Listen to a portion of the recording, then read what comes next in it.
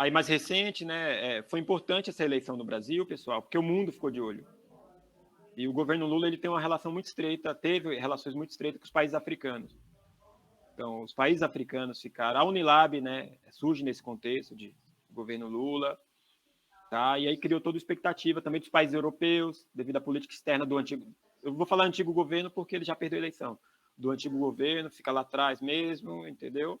O Brasil, esse risco de pare internacional. Não sou eu que estou falando isso, tá? Os analistas internacionais e o próprio presidente Lula usou esse discurso, isso, ó, o Brasil tem que deixar de ser pare internacional.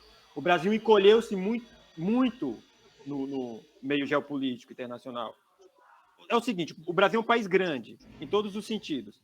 Geograficamente, tem uma população grande, então ele interage no meio. Ele não é um país que passa despercebido internacionalmente. Então, quando um país grande, como Angola também, entendeu? Nigéria, Egito, África do Sul, Moçambique, quando esses países maiores, ele deixa de participar no mundo como atores influentes, uma reunião, sei lá, na área de meio ambiente, o que acontece?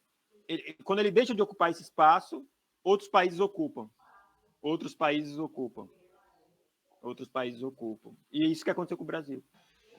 Então, reuniões que o Brasil era convidado, começou a ser convidado o México, Costa Rica, sério. Reunião que convidaram a Costa Rica, não convidaram o Brasil.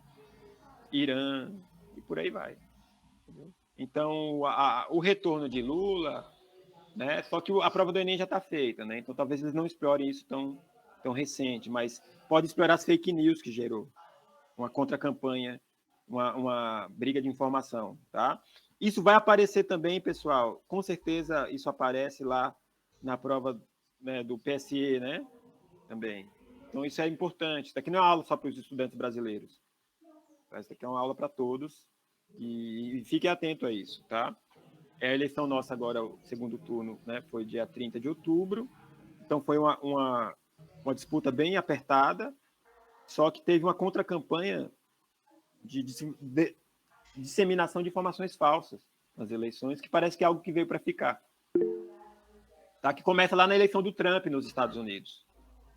Começa forte, um guru lá, um cara da informação, chamado Steve Bannon, ele começou a criar grupos de WhatsApp, dar estratégias de disseminar notícias falsas intencionalmente. Só que o problema da notícia falsa é que você cria ela, só que outras pessoas reproduzem achando que é verdade. De boas intenções, o inferno está cheio. Alguém levantou a mão aí, por favor, querida. Fui eu, professor. Peço licença rapidinho, só para fazer mais uma costura possível, aproveitando essa tela que está aí, com Tá. a aula do professor Daniel.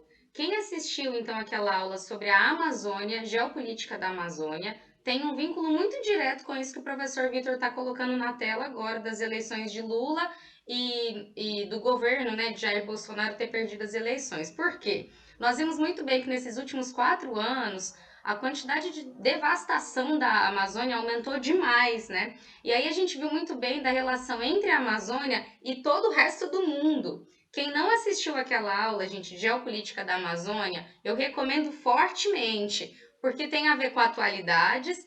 Se cair, por exemplo, então, mudanças climáticas, olha o vínculo que o professor Vitor está propondo para a gente, né? Associar com as eleições do Brasil, os grupos políticos do Brasil e mudanças climáticas e a interferência disso para o resto dos países do mundo, para todo o resto do mundo, né? Então, não se esqueçam de assistir essa aula. Era só isso, Vitor. Desculpa. Não, imagina, super útil, né? Muito a boa relação. Né? E pensar no entorno do Brasil, né? Com os países do Sul, né? Com o continente africano. Né? Ele vai voltar a ocupar esse espaço.